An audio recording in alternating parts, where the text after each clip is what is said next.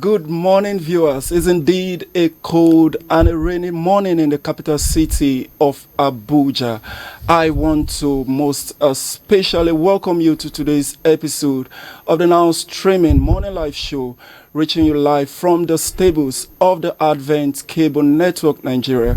I am Godwin Ujiri, your anchor for today's show. Today we will be looking at so many trending issues, and first amongst them is that we will be looking at happenings across our country and the very big win of the Super Falcons this morning. The team made us proud again with a strong performance. A popular blog, I must say, incorrectly reported that it had lost, which caused a stir online. Thankfully, that report was debunked, and even the president has now congratulated them for making the country proud once more. And also we would be looking into politics as INEC, the electoral body, has withdrawn from a court case. This move has surprised many Nigerians, which has raised questions about what is going on behind the scene, I tell you. And also we would be looking and talking about no other person but Peter Obi, who happens to be the 2023 presidential aspirant of the Labour Party. But now we say many Nigerians, especially the youth, still believe in his leadership and are wondering, can he still become the president in the future? Meanwhile, the situation in Zamfara is heartbreaking. More lives have been lost due to the ongoing attacks in some communities, with people calling on the government to take stronger action and protect life. The Nigerians must go protest in Ghana is also causing a bit of a stir and an unrest online. These many stories we would be bringing your way this morning. And finally, there is a heated conversation around NYSC. I must say, the organization has banned female corps members from wearing skirts, saying trousers are the only acceptable uniform. This has caused misreaction, with some saying it goes against their religious or personal belief. Now the court has banned the NYSC from restricting corpers from wearing skirt.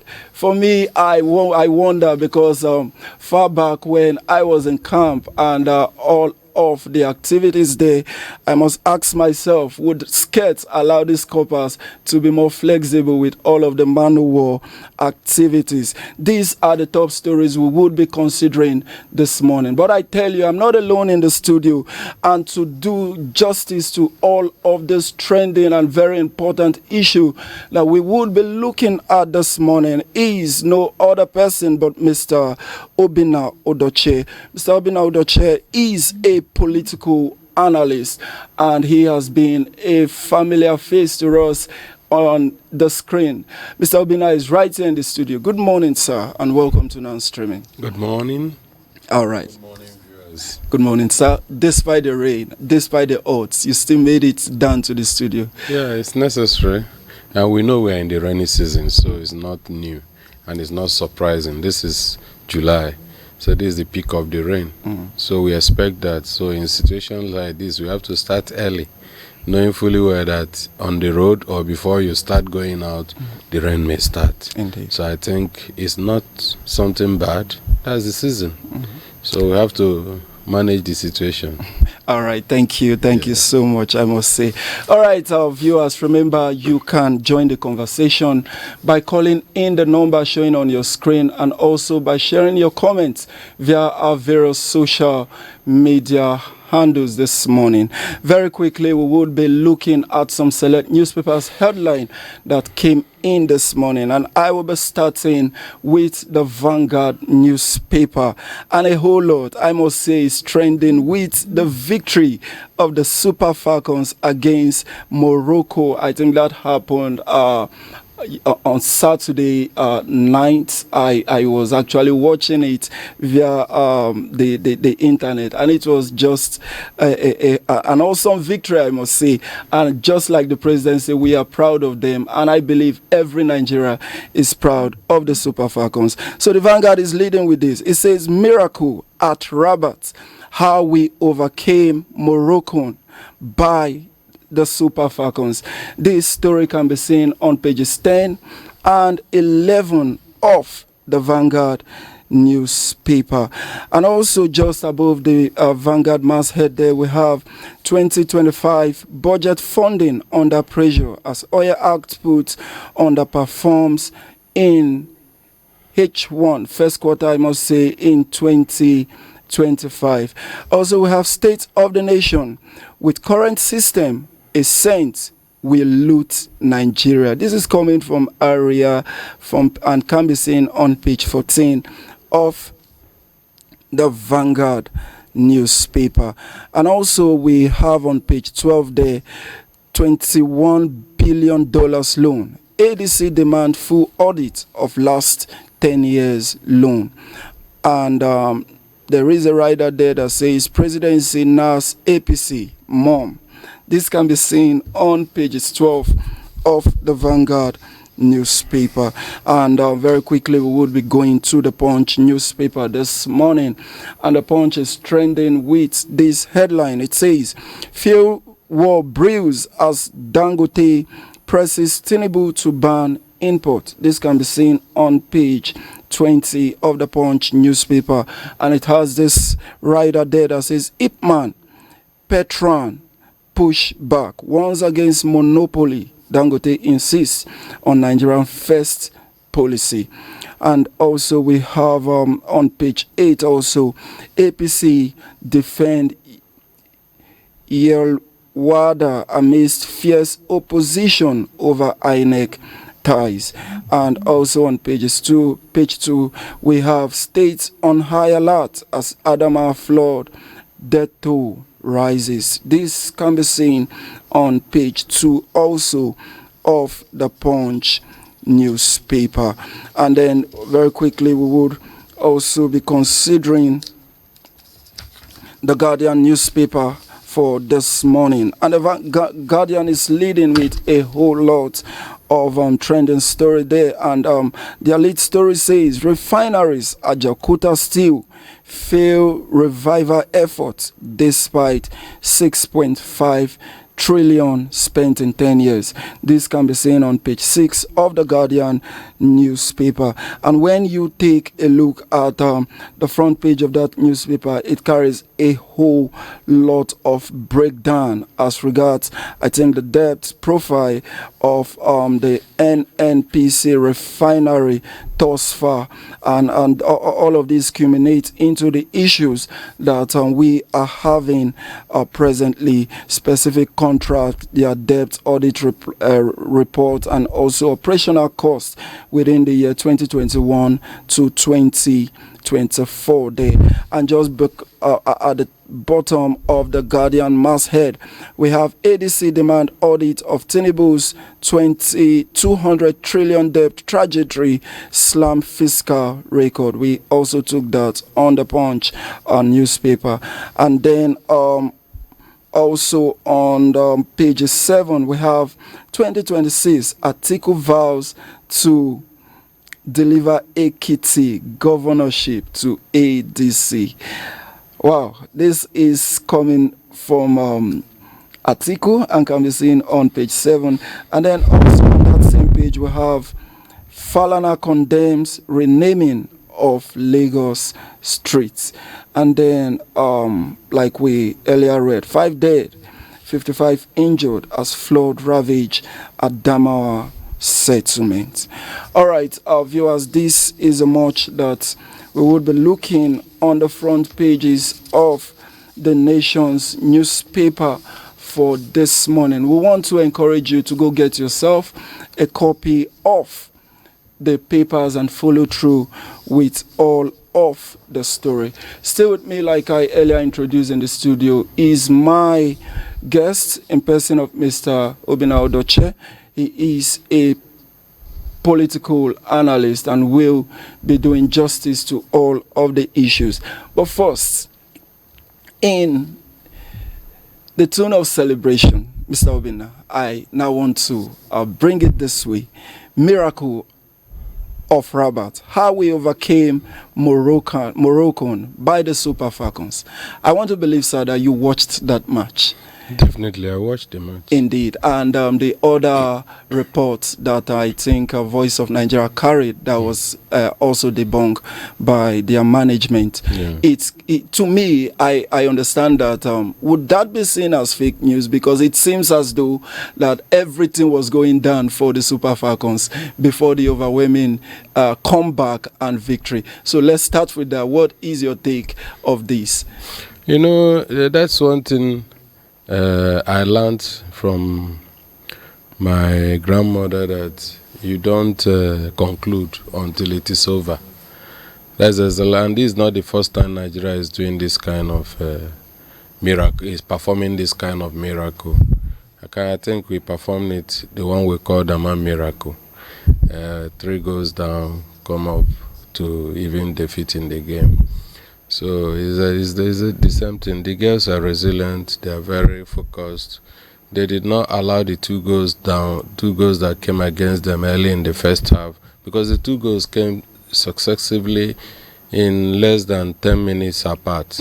So that's how the 2 goals came. It's supposed to demoralize the team, but they did not allow it. They continued with their fight, being focused, not giving up until it is over, and they continued, and you see the result it gave them. Knowing fully well that they are the controlling team in Africa, having gotten that cup 9 times before this one, I think they are forced to reckon with when it comes to women football in Africa. Indeed. And if you add the other tournaments before it becomes Women African Cup of Nations, if you add that, I think Nigeria won it 2 or 3 times before it became a tournament. If you add it, it's about 13 times. So it shows that they are not underdogs in that competition. That's why every team that is meeting them used to be jittery before the time. I expected them to win. Even when they were 2 goals down, I was optimistic that they will win, because you see that they were still playing very well, not minding that they were losing, but they were focused. You see them still making good moves, still giving Moroccans trouble until the goals started coming. And you see it, when the goals started coming, Morocco could not contain it. Okay. They could not put their house together. They could not be able to compose themselves to fight back. And before they know it, they have lost it. So that is how it is in football. Don't give up until it is over. All right. And I commend them for that. Thank you so much, Mr. Obinna. I just want to ask, what does this say about the Nigerian spirit? Nigerian spirit is that spirit that never dies, no matter the situation. Just like what we are seeing now when it comes to governance, our economy, and whatever we are going through. Nigerians never give up. Instead of we're giving up, you see them looking for alternatives. That's why you travel all over the world. You see Nigerians every part of this world making waves. You travel to US, the people that are in charge of every sector in US are Nigerians. They left this country. So Nigerian spirit is always alive. Continue to fight. Even those that are in Nigeria, you see them continue to fight. They never give up. So this is a good country that God has blessed with enormous resources, both human, natural, and every part of life. It's just that we are not blessed with leaders. We lack leaders. I think that God gave us everything and took leaders away from us. And we are begging him, we are praying, pleading with him, please give us good leaders. Because the ones we have seen, they are selfish and wicked. They continue to kill this great country that he has brought together. That is the only thing we are lacking, leaders. But in terms of having enormous resources in every aspect, we have them. And the Nigerian spirit never dies. Anywhere you go to in this world and you did not see a Nigerian leave that place will never be productive. Nigerians enters a place that is not productive and they make it productive. Like what is happening in Ghana. Nigeria entered Ghana and are making Ghana to be productive. If Nigeria leaves Ghana today, they will suffer because they themselves that have that land will not have that same spirit that we've got as Nigerians to put things in order. So as they're fighting now, I know that Nigerians in Ghana will reason. It's high time they leave Ghana for them. When Ghana was suffering, when they were having meltdown in the early 80s, when I was small, I know that Ghanaians flooded Nigeria. Nigeria accepted them. We did everything possible for them to come back. And we helped them. We gave them jobs. We housed them. They came into every aspect of our economy.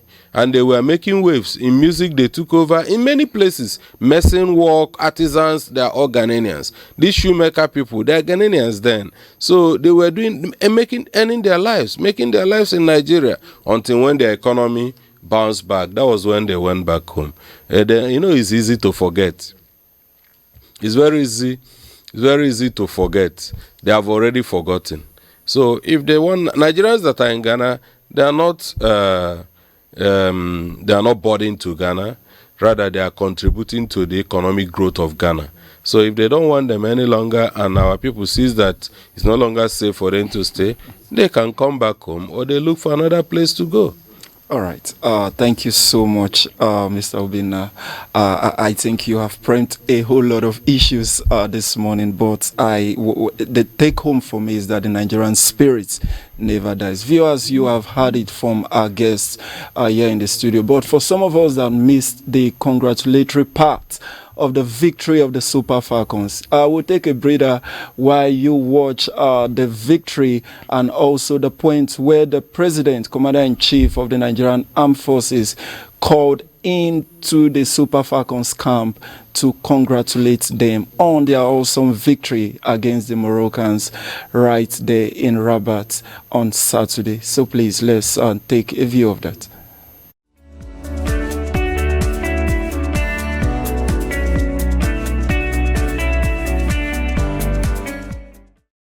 That Ajibade can't wait to get her hands on that brand new shiny trophy. Just greet all of those in the VIP queue and then make her way to collect that trophy, or at least it's coming to her, with Messrs. Motsepe and Infantino to hand it over to the Nigerian captain. There she is, Rashidat Ajibade.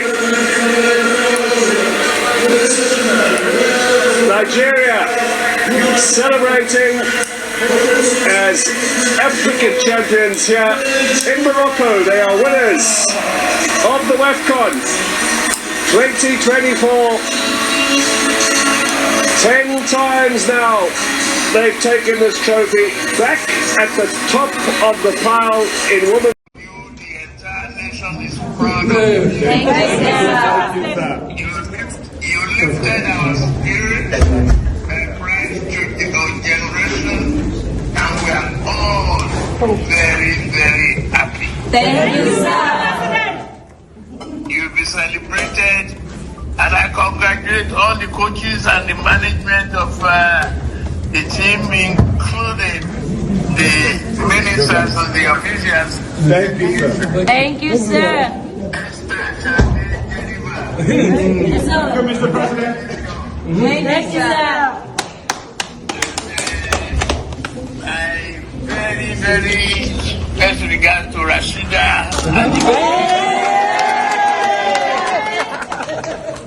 Very good. And I watched the penalty kick.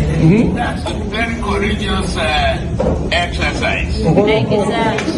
Thank you. God bless you, Mr. President. Thank you, Mr. President.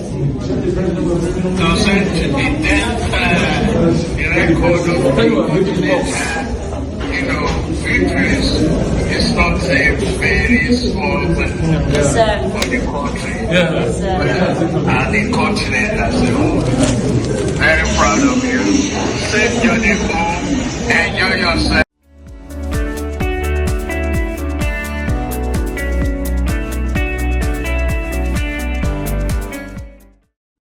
All right, viewers, welcome back. There you have it, the celebrative mood of the Super Falcons Day, and also the call made by no other person but the president of the federation, congratulating them and telling them that he awaits their return back to Nigeria. All right, while we were at that break, my co-anchor stepped in and in person off. All right, Chidima, you are welcome. It's indeed a cold morning this morning. Very cold one. Yeah, I am happy you were able to make it to the studio this morning. All right, you are most welcome. All right, viewers, we would be diving back into our conversation, and we still have with us Mr. Obinna Udochie, who has been doing justice to all other issues that we are raising this morning. All right, Mr. Obinna, there is a fuel war that is brewing between Dangote and, do I say, the federal government, because Dangote is pressing that Tinubu bans the import of petroleum product. Do you see this as the best alternative at a time like this in our nation? You know, Dangote is not a good businessman. He doesn't like competition. You always want monopoly. And one thing that has been happening is that our successive government has been giving him that opportunity to monopolize every sector he goes in. That has been his secret of business. It's not that he's the best, but he has been enjoying government backing. He wants government to ban importation so that he will be the sole distributor of petroleum products in Nigeria. You can't forget. Let's not forget what he did in the cement industry. That's why cement is too costly up to today, because he was able to get it through the federal government. He became a monopoly of cement manufacturer in Nigeria. Even he was the only one importing cement. Yes, before his plant started working, he was the only one importing cement. And look at where we are now. One bag of cement, 10,000 naira. Limestone that is all over Nigeria.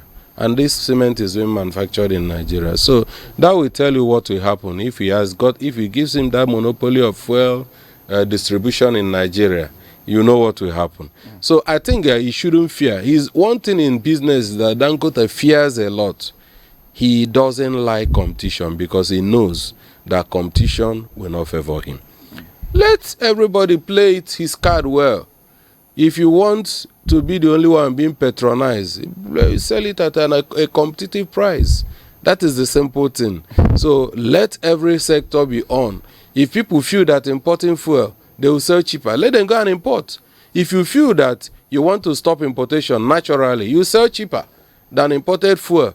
And you see people buying from you, and the people that are importing will be discouraged. But to close the window, that will be the only person that is refining fuel in Nigeria, is absurd. It will take us to where we don't know, because Dangote as a company doesn't like Nigerians. If you travel outside this country, you see Dangote cement being sold far more cheaper than what is being sold in Nigeria. Sectors he entered that he could not achieve monopoly, you see him pulling out. There are most sectors he entered that he could not enjoy monopoly. He pulled out because he can't compete effectively with others in that sector. So that's why he has started calling for a banning on importation of fuel, so that he will use us as he likes. That's the thing. We can only support federal government banning importation of fuel if we have other refineries working. Like we have Port Harcourt refinery working, we have Warri refinery working, we have Bua refinery working, and many other refineries working. You can see that we have varieties. We can be locked somewhere. Then we can also join our voices to the federal government to ban importation of fuel, because there will be proper competition. So to me, he doesn't need to tell federal government to ban importation of fuel. Rather, what he needs to do is to sell fuel at 300 naira per liter. After all, he's getting fuel in naira. He's getting crude oil in naira. He's not getting it in dollar. So he sell it 300 naira. See, nobody will import fuel. Everybody will buy fuel from you. So I think that is the best thing. Indeed, I truly agree with you, because even in O-level economics, there are ways a capitalist-oriented entrepreneur would be able to bring monopoly to himself without asking the government to carve out policies that favors the person. I quite agree. All right, Michael Uncle, bringing you now into the conversation, but we will start with the victory of the Super Falcons. All right, I see you smiling. It's a Indeed, beautiful one. All right. It actually lifted up our spirits because watching the match, the first half was very traumatic. We are like, what is happening? you also? For me, I was like, what is happening? 2-0, are you serious? But then the second half shocked everybody. We were surprised and amazed. Not very surprised though. We expected the Super Falcons to come out victorious, but with the way things were going, and of a truth, Moroccans, they were very good. They were very good that first half, but I think they relapsed. They felt they had won 2-0. They were very comfortable, very happy and dancing, everything, until we now came back for the second. They gave that space and we maximized it very well. And what I could see there is team spirit and people that are not selfish, especially that lady Okoronko Esther. She gave me serious joy because the second goal, she was supposed to score, but she just checked around and saw that the other person was in a better place to score and she passed it. She was not concerned about who we score or who we not score, and it was really a very beautiful one. I'm excited. All right, viewers. For me, I'm surprised at the studio this morning because I never knew she can analyze sports this much. Could this be because the women played? All right. So, what would this say of the spirit of the game, especially when it comes to the Nigerian women? The spirit of the game. Not the game generally. More like, what does it say about the Nigerian spirit? We don't give up. We are tenacious. It's quite obvious. We've been through a lot of things as a nation that have built this strength inside of us until it's over. It's not yet over, and we see to the end. I think that's one of the things that helped this one, because that's the spirit we have in Nigeria. You permit me, because I'm also going to drag you on other issues. The women are doing beautifully well. Yes, we all agree to that, but you don't see such vigor, such strength when it comes to politics, when it comes to changing the narrative of leadership, especially amongst the female gender. So with this kind of victory, what would you say of that? Okay. In terms of politics, first, I think women are not given the opportunity men are given in politics, if we'll be honest. There are some things that are hindering the women from. If a woman comes out to become the president of Nigeria, you won't vote her. I won't vote her. You can't say that That's of the me. truth. I will definitely Sure? vote her.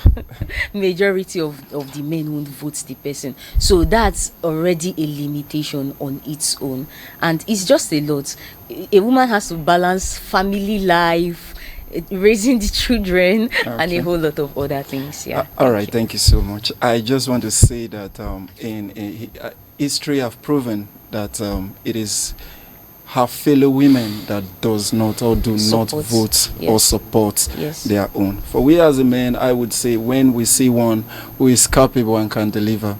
So if I come out tomorrow as the president, provided you show me. us your words and you can deliver, including Mr. Obinaye, would give you your support. That is how beautiful Let's it is. look forward to that. All right, thank you so much, Michael and Coach Chidimaundo Kubade. Viewers, please remember that as the Super Falcons arrives Abuja today, there would be a congratulatory, or do I say, roadshow parade for them from the airport down to the Aso Villa, where the president will welcome them. So if you are free, please go and cheer the Super Falcons up on their victory. Indeed, they always make us proud. And for me, for everyone right here, we are proud of them. All right, we would be moving on very quickly to other stories that we have this morning. And we're looking at like say the mineral sector. We just dealt with on the issue of Dangote and his refinery, and now we would be looking at the Ajaokuta steel, because it has failed I think a whopping sum of 6.5 trillion that have been spent to revive this Ajaokuta steel in the past 10 years. Mr. Obina, this steel has failed all of those what I call revival efforts. And we all know the Chairman Senate Committee, former, I don't know, Natasha Poti, all of those issues. Now, could all of this, when you put them together, could this be some of the factor hindering the Ajaokuta steel from coming back to life? It's just like our refineries too. It's a Nigerian thing. It's a failure of leadership in Nigeria. Ajaokuta steel, if it works, Nigeria will be a hub of technological development in Africa. We will even take over from the Western world. So there are a lot of sabotage when it comes to Ajaokuta, revamping Ajaokuta. Foreign powers are there fighting that it will not work. Then we Nigerians are there too because of our selfish interest. That's why we are bringing our own down. So to me, it's as a result of failure of leadership. Any leader or any government that comes up tomorrow with true effort to revamp that sector, you will see a massive change. When you have such plan to work in, I don't think we need any help for us to produce most of the automobiles. Every sector. Nigeria, you see many companies coming into Nigeria to start manufacturing cars and all what's not. All engines will be done in Nigeria. In short, it's a hub of technological growth in Nigeria. So it is being sabotaged by we, Nigerians, the government, and also foreign powers, because they know that if we get it right, Nigeria is one of the biggest market of automobiles in the world.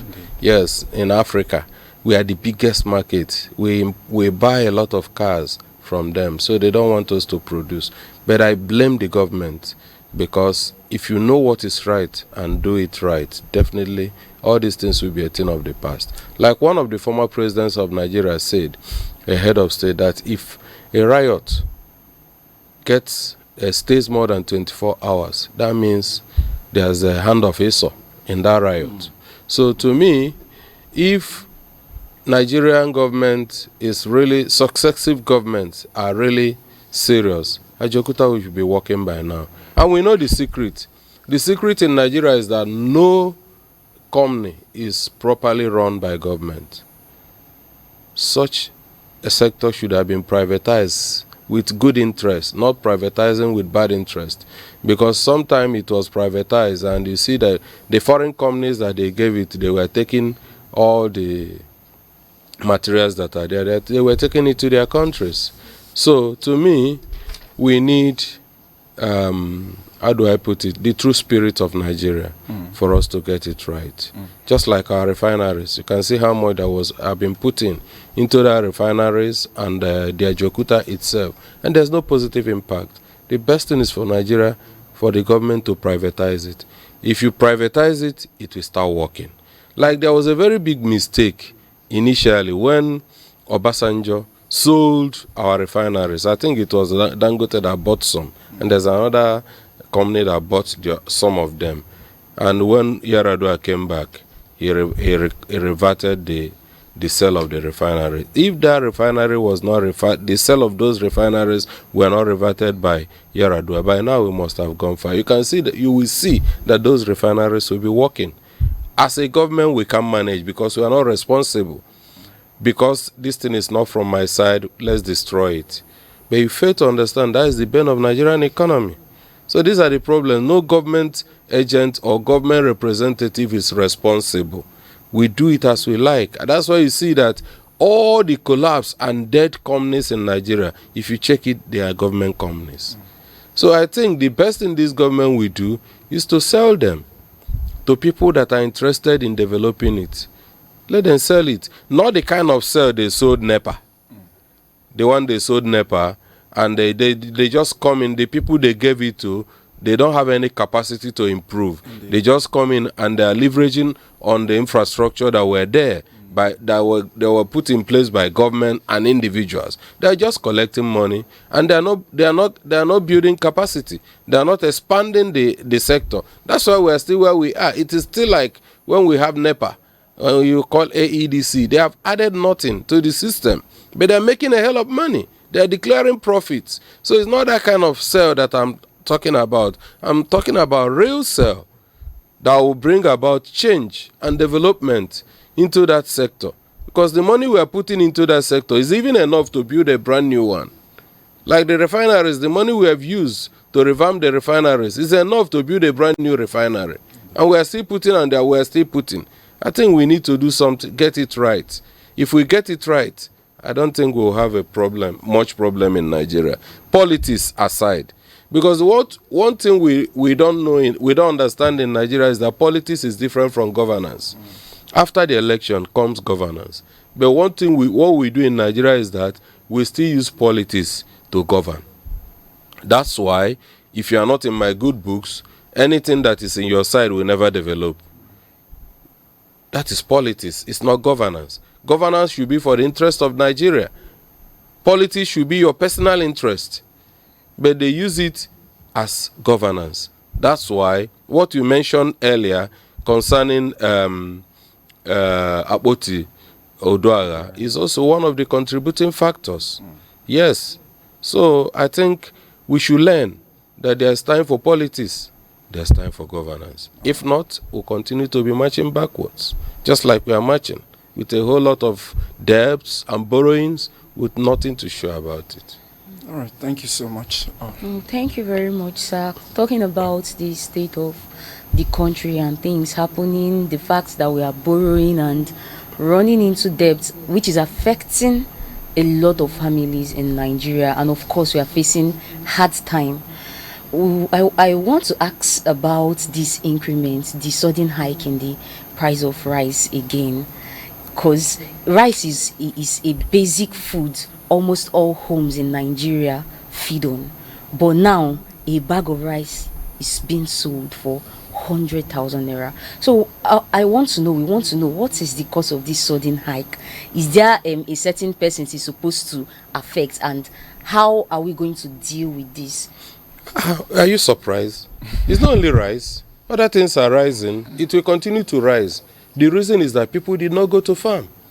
How many mechanized farmers do we have in Nigeria? What we depend on in Nigeria is just the normal farmers. Use their hands to farm. That is what has been sustaining us in Nigeria. But you can see that those farmers don't go to farm any longer, because if you go, you will die. How can the price of rice come down when we did not add anything to increase our output? It will not come down. It will continue to go up. Talk about tomato. Talk about ginger. Name them. They are all very high. Talk about potato. Because I'm opportune. I cook every Saturday for the less privileged. So I know I go to the market every Friday and Saturday morning to buy what I cook for them. So I am current on the prices of things. What about beans? A bag of potato is 50,000 now. Yes, that is the cost of a bag of potato. You know that potato is one of the cheapest commodity. Yes. Indeed, yeah. Because you don't suffer to cultivate it. If you cultivate potato here, for the next 5 years you'll be harvesting potato, because it doesn't need anything. The next day all of them will just germinate. You understand? Yes. That is how potato is. It's one of the cheapest thing to cultivate. But you don't have it any longer, because people don't go to farm. You go to farm, you die. So how can we have rice? Rice will go as high as 200,000 in a double quick time, if you don't know. Likewise, did you see tomato? There's no tomato. What of pepper? You're talking about rice. A small basket of pepper is 13,000. Small. That small basket is 13,000. So is it onions? Is it ginger you're talking about? Nigeria used to be the highest exporter of ginger all over the world. But we don't even have one for local consumption now. Reason, people don't go to farm. If government did not fight insecurity, that's how it will continue to be. There's no politics around it. If they don't chase the hoodlums in the farms away from Nigeria, we will continue to go down. We have a lot of farms, arable lands lying fallow there. Nobody goes. If you go, you die. So that is the simple reason. Don't go far. The simple reason is that we don't go to farm. And not that we don't want to go to farm. Myself, I acquired about 38 hectares of farmland in Kuje. My interest was to farm corn and cassava there. But I have not been there, because no matter we are suffering, I still cherish my life. Yes. So likewise, many other people that want to go into agriculture, they can't do that. There are people, agriculture is their mainstay of economy, of survival. Most of them are hungry today because if they go to farm, they die. So that is the problem. Rice will continue to go high, and is one of the major food we eat in Nigeria. Everybody eats rice. Every family eats rice, especially on Sundays. When I was growing up, any Sunday, there's one Sunday we did not eat rice, and it was a problem in my house because my father died. After the burial, because my father every Sunday will provide rice. Every Sunday is like a ritual. Every Sunday we must eat rice, a rich rice. But that Sunday, after the burial of my father, we couldn't buy rice any longer. We did not cook rice that Sunday. My junior ones, they started crying that was the day they really realized and noticed and felt that we have lost our father. Have you seen it? Rice is the food that we all cherish. Yes. It's the food that everybody cherishes in Nigeria. So I don't see why government will be watching, telling us, giving us news, rebasing our GDP, giving us one news or the other, that giving us hope that things are going to be better. 2 years and people are dying of malnutrition in Nigeria. Exactly. We don't have open war, but we have economic war. We have every other part of war is working in Nigeria. The only thing is that we are not shooting gun face to face. Yes, people are dying of malnutrition. Exactly what is happening in Gaza. So that is the thing. Do you know that people cannot afford to buy drugs?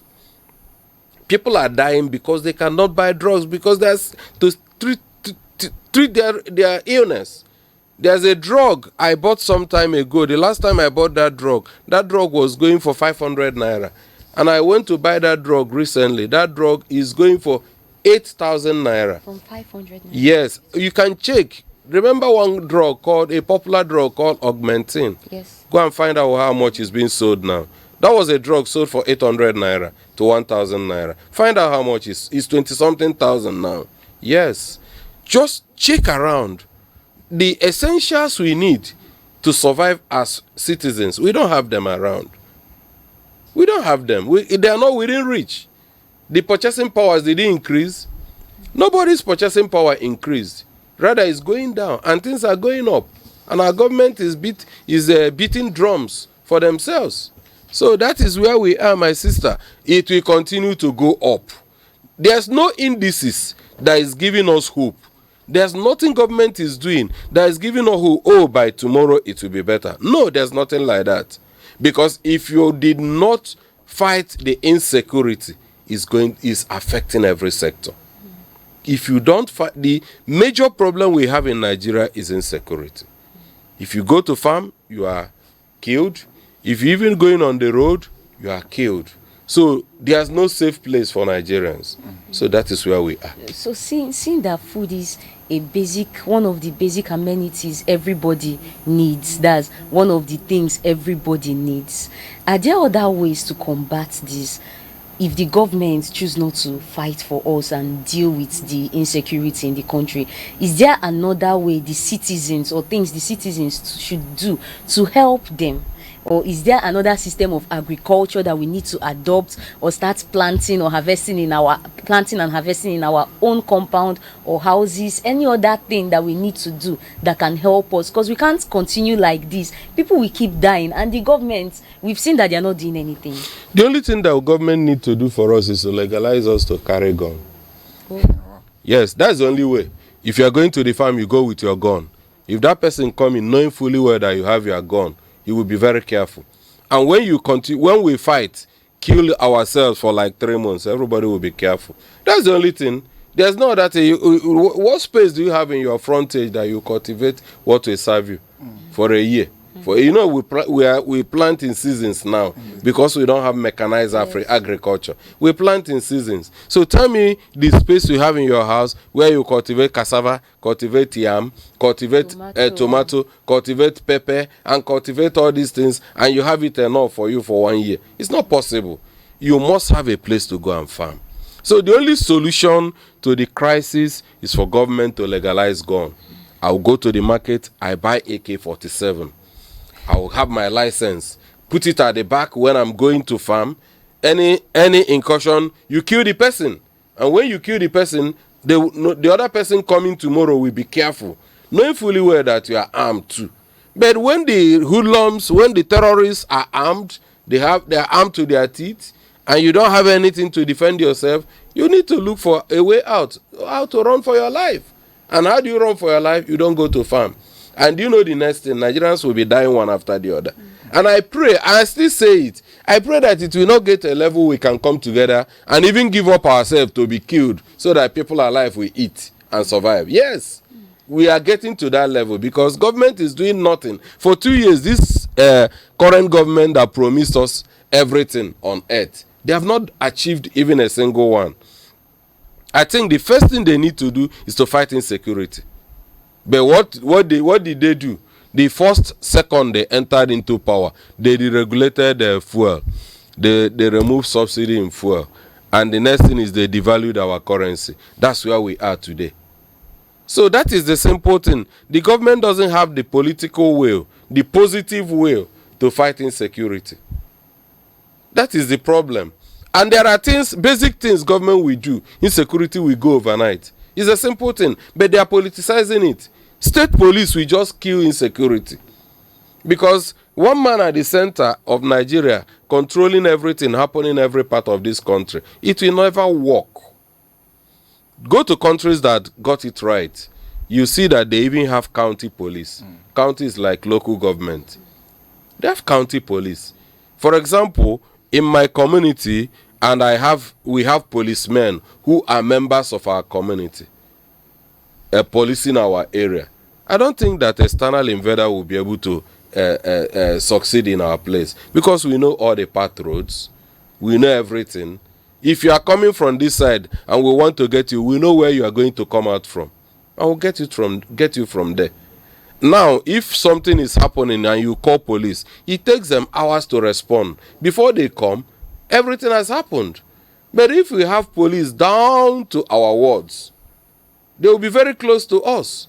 Whatever that is happening, you just a little call, you see them responding immediately. And you see that hoodlums will start leaving because they will know there is no longer safe haven for them. But all of them are coming into Nigeria because they know that Nigeria is where we are going to make it. You kidnap for ransom, you make millions and billions from ransom. And it's a thriving business in Nigeria because our government is irresponsible. They are not responsible for what they're supposed to do for us. If governments are taking it that it's our responsibility to safeguard lives and property, I don't think it will be like this by now.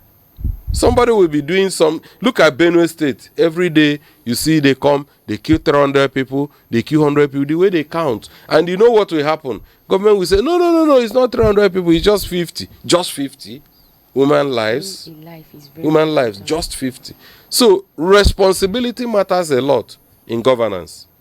For example, if anything happens, nobody is held responsible.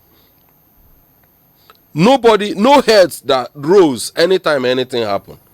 That's why it will happen tomorrow. But if anything happens, you see people that are being held responsible because they did not do what they are supposed to do. You will see that government and government officials will be responsible. Exactly. So it's really a thing, and we pray that we don't get to a point where we start killing ourselves or submitting ourselves to be killed so that the others can eat. We pray Nigeria will be great. We are very hopeful. We also have a very disturbing video online about our neighbors, the Ghanaians, saying Nigerians are the reason for the insecurity in their country. A disturbing video where they are saying Nigerians should go, expulsion of Nigerians out of their country there in Ghana. We have a video of this, so see the video so you can get a better context of what we are talking about before we delve into the conversation.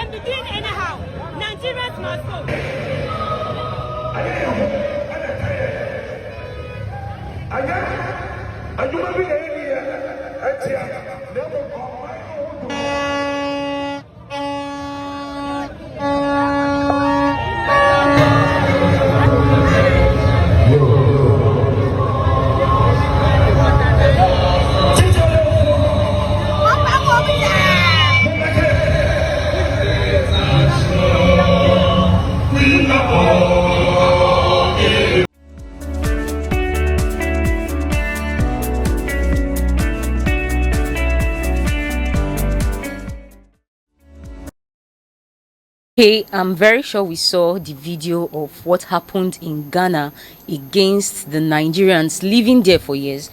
So I would like to ask you, Mr. Obina, what's your stake on this? Do you think of a truth Nigerians are the ones causing the insecurity in their country? It's not the first time we're hearing such. We have been hearing about xenophobia in South Africa. This thing is as a result of laziness. Yes, somebody comes into your country and the person is progressing because the person decided to take the bull by the horn. The person did not give up. Where you did not see prosperity, the person saw prosperity there and walked towards that place. And you see the person being prosperous and you are becoming envious of the person. That's exactly what happened in South Africa. That you hear xenophobia, Nigerians must go, and they started killing Nigerians in South Africa. So, and if you check well, these are the countries Nigeria have helped. In South Africa, now when they had apartheid, Nigeria carried it on their head. The people that are making waves in South Africa today, they were trained by Nigeria, free of charge. Nigeria brought them, trained them, backed them up with everything we have got for them to be on their own, for them to survive. And that is exactly why they survived. Nigeria spent their money to get South Africa where they are today, but they have forgotten it so easily. Yes. So, just like Ghana, I remember when I was growing up, Nigerians were filled with Ghanaians because that time the economy was in shambles. They don't have anything in their country. So they came into Nigeria. Nigeria being big brothers, we sheltered them, we gave them jobs, gave them the opportunity to survive. They were in every aspect of our economy, every sector. In music, they were there. In artisans, most of the artisans that were working, they are Ghanaians. Every aspect, you see them. They lived with us. We did not segregate. We did not ask them to go. We helped them as brothers. So, but this time around, Nigerians in Ghana, they are not in Ghana as problems. They are in Ghana contributing to the development of their economy, to the growth of their GDP. The money they make in Ghana is also being used in Ghana. The businesses they do in Ghana, not minding that the government of Ghana made it very stringent for Nigerians to establish businesses in Ghana. But they are still established and they still make waves and they still progress to the progress of Ghana. So if out of jealousness or out of laziness that they are asking Nigerians to go, if Nigerians leave Ghana, Ghana will fall because they hold a very big hammer in their economy. Yes, Nigerians, they have it. So if Nigerians decide to leave Ghana today, they will suffer. They don't understand that. They thought that it's just easy to say Nigerians go. No, they don't know the after effect it will bring to them. So, and they believe that Nigerians are their problems because they are lazy. They don't want to do anything.